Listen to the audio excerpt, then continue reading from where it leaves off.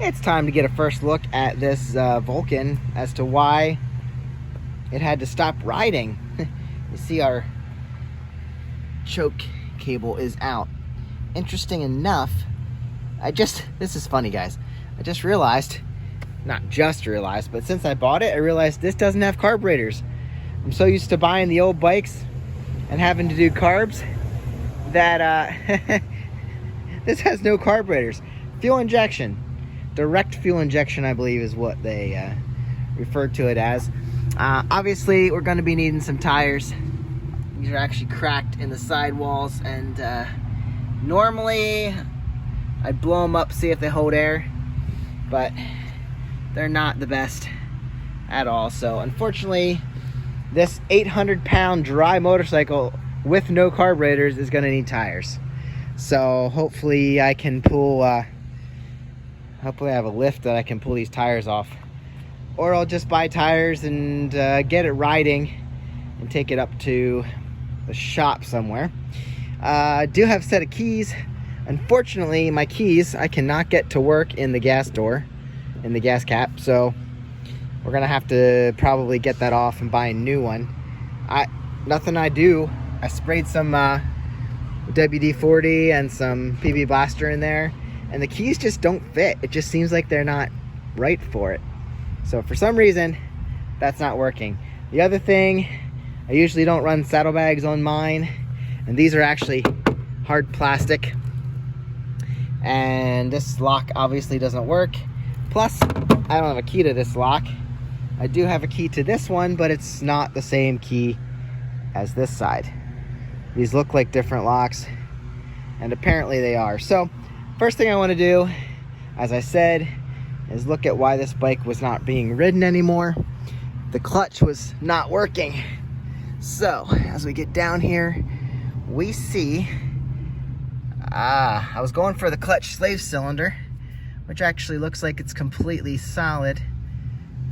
Looks like somebody was messing with it, and it's actually wet around here. Does that mean this isn't tight? Yeah. We have brake fluid, which I don't want brake fluid just leaking down here. And let's see, if that's leaking, that's probably this spot. Now what's this? This is right down here. And if we follow that directly up, it's to the engine case. And why? Why do we have a loose bolt at the engine case? This one's loose. See that? It's just hanging there. It's not even in. This one's loose. Like, I can pull that right out if I want to. Well, that would make sense as to why that's leaking. That's the engine side case. If you look up in here, bolt's loose in there, I think. Why are all these bolts loose? There's a loose one here. All these bolts are loose on the side case of the engine. Oh man, well this would be the side case for the charging system. And it looks like somebody might have been in here and just decided that if you couldn't see the bolt, it didn't need to be tight. So this is loose. Some of these are tight, which is good. But who went and loosened this bolt here? The bolt on the bottom, this one's tight. So we've got 1, 2, 3, looks like 4. About 4 bolts are loose, and it's definitely dripping down from there. So there's a good chance if we tighten those guys up, we may stop that leak. That's just letting it leak from under here somewhere. Okay, well that's not good, but it's good to find that out. I guess we're gonna pull this clutch slave cylinder off and look at it. That's 10mm bolts. Take all 3 of them out. Boom, boom, boom. And see what's underneath there. All right, we're being responsible. Try and catch what's falling. That wasn't from this. That was from another job. Brake fluid from the shadow calipers. Again, there's a reason we would replace these tires. That's not gonna be good. So anyway, just loosen these. I bet They're usually different, but sometimes they're the same length. Those two are the same length. And this guy up here looks like still the same length, but it has a little wire holder there. Okay, so we should be able to pop this right off of there now. Turn it out. Yep, here we go. Starting to move. Whoop. Okay. Well, there's our slave cylinder. And the question being, is this how it looks? I'm used to Honda. It looks dry in here, which is good. This probably is a Kawasaki design. And what happens is when you push your clutch lever in up top, this is a cylinder, and this pushes out, pushes your rod right here and pushes it through and loosens your clutch plates. This is disgusting. Don't know what all this is doing. Now, someone on my YouTube video, thank you, brother, said this seal in here, that can be pushed out of place. Luckily, ours is in place. Probably a good thing. He said put some sealer on there so that stays where it's supposed to be. There shouldn't be anything in this area. There should be no brake fluid, which is good that we don't have any, because that would mean this seal is leaking in behind here. So what we're going to do, we're going to have to push this piston out. Behind there is brake fluid, and that's what pushes all this through to loosen your clutch. But this is super dirty, and that's weird. Yeah, you don't really know all the details of what this thing's been through. So it actually looks like you would have to have a lot of force. I can't just push that. That's what brake fluid's for. So this actually looks pretty clean. I think we'll probably be okay with putting this back together. The shop this was taken to said it needed a clutch job, $700 or $800. I don't know what all they quoted, but maybe I can call them. I know who they are. Maybe I can call them and ask what they saw. I think a service on this end. So maybe we'll take this apart, clean it up on the inside. Could easily just be air in this line, because the owner said it would come and go sometimes, like it would work, and other times it wouldn't, and sometimes it would work. So I think what we'll do, we'll service this because it's not leaking, but if it's not moving back and forth here, that could be the issue. So let's get this cleaned up anyway. And then, we need to look at it up top too. All right, second thing we want to look at is in the master cylinder. Already took these screws out. I'm not used to them coming out so easily and not being stripped out. It's wonderful. All right, so cap looks good. Set her down here. Here's our plastic cover and our diaphragm. See what we got there. That is completely dropped out. Fluid looks decent. Not offended by that, but it could definitely be a little higher. So not sure we have an issue here. Yeah, I'm okay with that. Another question. If I would make this work right now, would we see the piston move? So if I grab this right now, this piston should move. Piston's moving. Okay. So that's working. Kind of wish it wasn't, because if it wasn't, then we'd know where our problem was. Yeah, I'm probably not going to be able to push that back in now, but at least it came out easily, and that'll be easy for us to take it apart and clean it. So should I just push it out?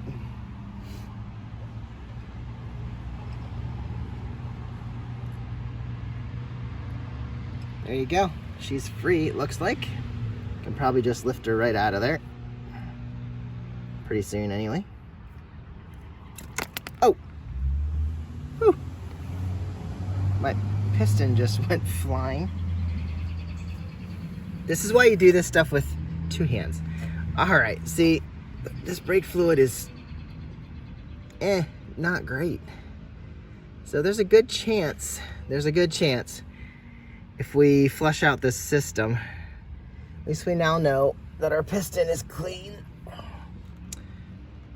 and moving. That just got gross. See, you can replace this seal right here. Now I gotta clean this all up. There's your piston seal, and there's a spring that pushes it out. Okay, well, I wonder if we're able to just give this a good cleaning. That might be our issue. Well, I guess we're already doing it now anyway. Dump all that out. Looks clean. I'm telling you guys, maybe it just needs a system cleaning. Because a lot of times, it's doubtful that your clutch is going to go in and out.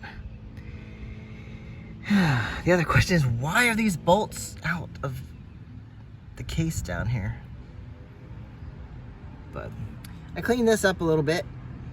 We just don't need dirt in that case. So now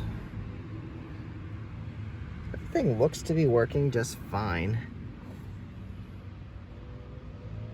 Like I said, this got dirty. But as you saw, that came out no issues. There might be air in the line. That might be the only issue. It makes sense. All right, so I'm gonna clean that up a little bit. We got a 10mm wrench on here, and this is why that's leaking. This was not tight, so no big deal. We should probably tighten that down. There we go. That's tight. So now we'll pop our line on here, and then do a simple brake flush. See, I should have a longer line. I think I did that. Didn't I do a longer line at some point? All right, that's ready. And then we'll put fresh .4 fluid in the top and pump it down through. Also notice something else under here. There's a lot of water sitting on top of the diaphragm, so that's a problem. Can't have water in your clutch line. And this got low, so ew, it's dirty too. Wow, this could be the problem. We're just gonna grab a paper towel and sop up that dirty, there's a lot of dirt in there. So this was not serviced lately, and hopefully, I can't believe we're gonna charge them $700-800 for a new clutch pack when this might be all it needs. I'm not saying this is all it needs, but I've seen new fluid. This thing is kind of gonna tip over. I've seen new fluid in a clutch slave and master solve a lot of clutch shifting problems. It definitely did on my Magna. So we're gonna clean this out, which is just about done. Getting these little corners and put new fluid in and bleed it on down, chase it down. Chase the old fluid down through, and we might be done. Wiped out with new fluid in. Let me show you what new fluid looks like in here. Yeah, that's a little different than the old crappy stuff. So what we're gonna do, have that on so it doesn't spurt out. You don't wanna get it on your paint or on your other things, it'll corrode things. So let's pump this up. Oh, and I put this guy back on. So everything's ready to go. I did tighten that down and connect the extra line. We'll pump this up a couple times. 1, 2, 3, 4. She's not building pressure. I wonder if I got air in the line, so I might have to pop that open to get this thing flowing. Not getting any pressure buildup. I must have sucked a lot of air down through when I was messing with it before. Took me a bunch of tries to get this bled up here. So all I did was pump this 4 or 5 times. No, probably 7 times. I like to go extra. So just say 7 to 10 times. Hold that to the bar, crack it right here. So there was no pressure whatsoever. Now, here you get pressure right there. You feel it doing something. So what you do, pump this up 1, 2, 3, 4, 5, 6, 7, 8 times. Hold it there. Crack this with your 12 millimeter. Listen for the air to spurt out. Fluid will come out too, so make sure you're protecting it. Close that, and then let this free, and then you can relax. Do that until you're starting to get pressure. There was no pressure. Now there's plenty of pressure. We're getting good pressure here, and took a lot to get the air out of this line. Now we're getting pressure. We're going to need to put some more fluid in here. Make sure you don't get those middle holes is where the air goes down. That's where the fluid gets sucked down through. So make sure you don't let this level go down there, because then you'll get more air in the line. So I just felt pressure here, pumped it up 2 or 3 times. Well, 2 or 3 sessions. I'm getting brake fluid everywhere. Want to pump this up just like you did here. Pump this up, hold it, and then you crack this. You can see, oh, it popped off. I got a little bit coming through. The first 2 times I did that, nothing came out. Then I felt major pressure, and the last time something did come out. So I'm gonna pump this up, put this line back on, and show you what came out. There it is. You see, I got fluid pushing out here. That tells me the master cylinder is building pressure. Now I'm letting this out because I already closed the valve again down here. So pump, pump, feel the pressure build up. It's definitely building up. Now we got it. Hold that to the bar. Come down here, open this up. Some fluid will come out, and we're gonna do this until the fluid is clean coming out through. Again, make sure you're topping it off at the top. I did this about 5 or 6 times. You see an air bubble just popped out? See it right there. There's an air bubble there. So we want to make sure there's no air bubbles in the line. But it seems to be working just fine. And I guess the next step after this is going to put a new battery on it and see if she starts up, runs, and shifts into first gear. We'll go from there. I think I ran about a full master cylinder through. Yep. I'm gonna top it off again, run about halfway down here, and then we'll be done. All right, cleaned up and pushed the diaphragm back in where it belongs. Take this cap off and put those together. There we have fresh, clean brake fluid at the top, about the middle of the window, so we know we can see it. It's not just filling the window. Maybe I'll top it off a little bit more, and then secure this back together. And I think I'm gonna tighten down those bolts that I don't know why they're loosened. And I already have the banjo or the filler taken care of. I'm gonna wipe that off and put this on, and then hopefully we have clutch.